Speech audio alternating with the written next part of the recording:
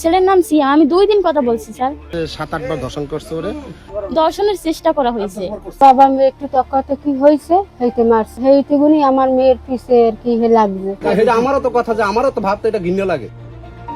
প্রথমে পরিচয়, এরপর প্রেম, আর সেই প্রেমের সম্পর্ক জানতে পেরে মেয়েকে মারধর করেন বাবা। এমন অভিযোগের মধ্যেই শুরু হয় চাঞ্চল্যকর ঘটনার। কিন্তু এরপর সামনে আসে আরো ভয়াবহ দাবি। মেয়ের অভিযোগ, প্রেমের বিষয়টি জানাজানির পর থেকে তার প্রতি তার বাবার আচরণ নাকি বদলে যায় এবং এক পর্যায়ে সে একাধিকবার ধর্ষণের চেষ্টা করে মেয়েকে। বরগুনার বামনা উপজেলার এই অভিযোগ ঘিরে এখন স্থানীয় এলাকা থেকে শুরু করে সামাজিক যোগাযোগ মাধ্যম পর্যন্ত চলছে তুমুল আলোচনা। কারণ এখানে অভিযুক্ত ব্যক্তি আর কেউ নন, খোদ মেয়ের বাবা। কিন্তু মারধরের পরেই কেন এই অভিযোগ?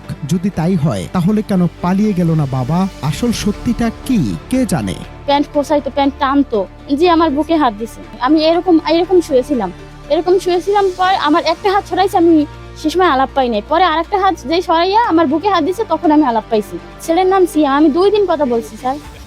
না স্যার আমি ইচ্ছাকৃতভাবে ফাঁসাচ্ছি না। সে আমার দিকে কুনজরে তাকায়। একজন বাপ যদি একজন মেয়ের দিকে কুনজরে তাকায়, কিন্তু স্যার আমি ওর সাথে 2 দিন কথা বলছি, তাও 2 দিন কথা বলায় একটা ছেলের সাথে কি আমি এত হতে পারি? আর আমার বাবা মার সাথে আমি করতে পারি না এই ছেলের কারণে। ধর্ষণের চেষ্টা করা হয়েছে, জি, কিন্তু ধর্ষণ করতে পারে নাই আমাকে স্যার। মুদ্রার উল্টোপিঠে রয়েছে ভিন্ন এক সমীকরণ। নাম প্রকাশ অনিচ্ছুক একাধিক সূত্র স্থানীয়দের দাবি, এই অভিযোগের আড়ালে লুকিয়ে আছে অন্য কোনো রহস্য।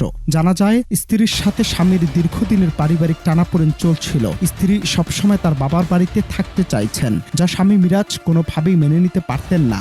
আমার এটা বাবার বাড়ি, আমার এখানে আসতে দিত না, আমার কোনো যাচ্ছে না, মানে লোকে চলতে দেয় না, খাইতে দেয় না। আমার একটা সুমো দে আব্বা, আমার কি করে? হ্যাঁ তুই বুঝছি না, তোর মাই তো পানানতে গেছে, আমার এখানে একটু আদর করতে দে। যে কইছে সে আধা হাফটা দিয়ে মাইয়ের বউয়ে আদ দিছে, মাইয়ে সিকুর মার দিয়ে অন্য ছাড়া জামাই রুমের দিয়ে হেগে সব নামে গেছে। আমার একটা ফোন দিয়েছে কিনে, হেগে আমি ঘরে রাখি, সেটা খোলাই পানি মোবাইলটা পড়ে গেলে নষ্ট হয়ে গেলে, হেগে মোবাইল যারা আমি নিই সিএম পড়ার নাম 2 দিন কথা কইছে, তাই মাইয়ে আমার ছেলেরে দেখে না, ছেলে আমার মাইয়েরে দেখে না, না দেখে না। হেয়ের পর আর বাপে কয় ঘটনা কি, মাইয়ে ডাই লেখা, আর বাপে আইসে আইয়ে কয় আমি তুই মোবাইল দে দে। প্রত্যেকদিন আইয়ে মোবাইল চেক করে, আমার যেটা দিয়েছে মোবাইল চেক করে নাম্বার দেখে, পর লাগে কথা কইছে। সেই কয় তুই পর লাগে নাম্বার পাইছি, তুই নাম্বার পাইছি। সেই পর নাম্বার আর স্কুলের ব্যাগের মধ্যে নাম্বারটা পাইছে, পাইয়ে মাইয়ের আর কি অনেক মারছে, আর আমারও মারছে মন্ত্রী মেম্বারের মায় ওই যে মারছে মাইয়েরে, সেইটুকুনি মাইয়ের পিছে লাগিয়ে গেছে।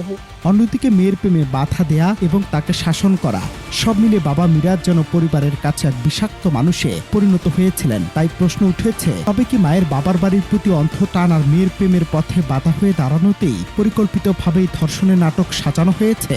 আগে কেন অভিযোগ না করে ঠিক মারধরের পরেই কেন এমন ভয়ঙ্কর অভিযোগ তোলা হলো? কি মনে হয় আপনার নাতিকে আপনার ছেলে ধর্ষণ করতে পারে? আমার মনে হয় না বাবা, আমি কি কমু, আমি এরকম খারাপ ব্যবহার আমি দেখিও নাই স্যার, আমি কইতে পারবো। মেয়ে আমার কাছে কিছু মেয়েও বলে না, মেয়ের মেয়ে নাতি বলছে কার কাছে? মানুষের বলে না, এর মধ্যে তক্ক হয়েছে, নাতি যাইতে চাইলে ছেলের লাগে, তা হেই গিয়ে আর কি একটু তক্কি ছেলে।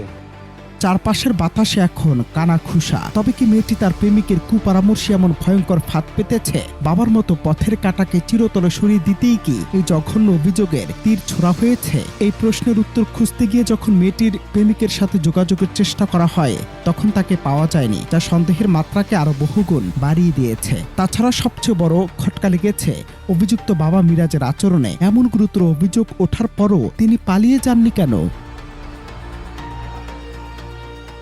তুই নিজের মেয়ের দর্শন করছো? না, খোদার কসম আপনি জিজ্ঞাসা করে দেখেন, কথা বলে সেগুলো তো ভাবতেও অবাক লাগে। এটা আমারও তো কথা, যে আমারও তো ভাবতে এটা ঘৃণ্য লাগে। কিন্তু আমি বেড়াই যাইতে দিনে ওই জায়গায় একটা ছেলের সাথেই কথা বলি, তুলনগঞ্জ আমার মেয়ে।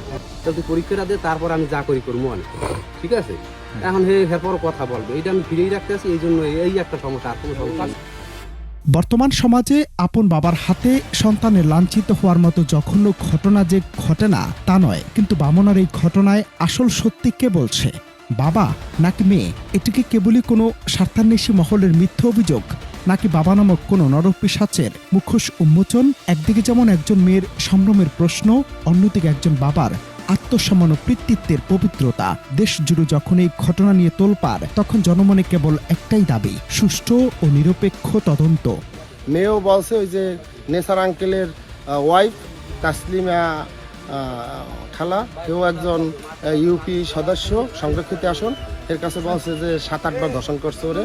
এবং 5-7 দিন আগে রাজু জমাদ্দার মামার কাছেও বলছে ওই মেয়ে এই, এবং মেয়ের মায়ের সামনে থাকাকালীন ধরে থাবা মারে, এই করে ও করে, নানান ধরনের নানান অপকর্ম, এবং ওর এদের অপকর্মের কুকর্ম আছে।